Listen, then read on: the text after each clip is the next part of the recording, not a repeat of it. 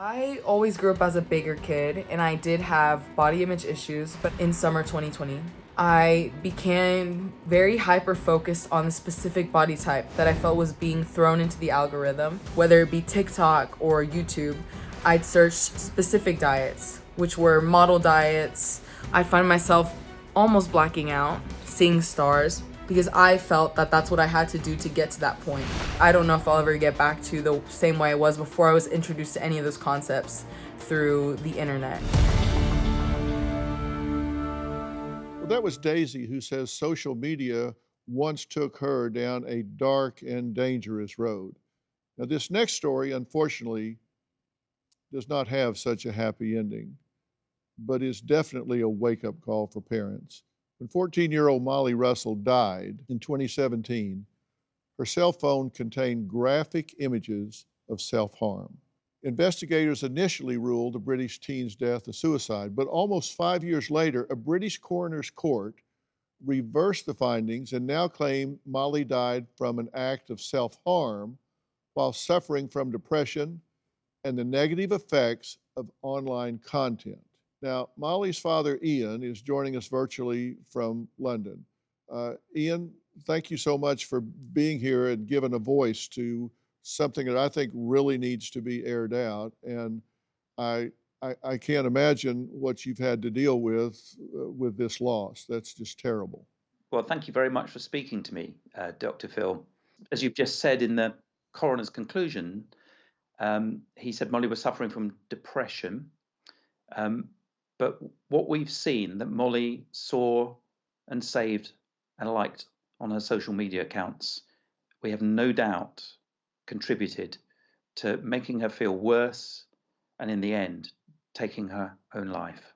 At 12:45, 2 minutes before she died, she saved a post with a depression related slogan, correct? Yeah, I don't think we know if it was 2 minutes or 20 minutes, but we know that Molly was active on her phone the night before she died. I think it's really important to say that she showed no obvious signs of any mental ill health. She was a lovely member of our family. She was good at school. She was just one of the most caring people that I've ever met. That night, she completed her homework, handed it in online to school. We all sat down and watched TV together as a family. And I put my head round her door at bedtime and I said, "Good night, Molly, see you tomorrow morning." And she said, "Good night, Dad, see you tomorrow morning." We never did. That was the last conversation that we had.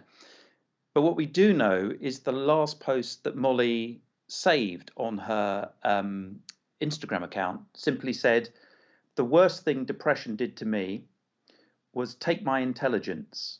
Feeling yourself getting dumber and dumber is absolutely painful." That's the last post she saved that evening after she had gone to bed. And the next morning, we found her dead. Wow. That is just absolutely heartbreaking. I can't even imagine. And you have no doubt in your mind that her involvement in social media and the places that she was going and what she was being exposed to contributed to her decision to end her life. I have no doubt whatsoever.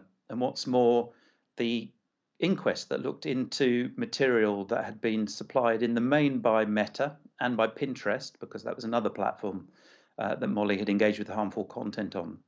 But the inquest looked into that material.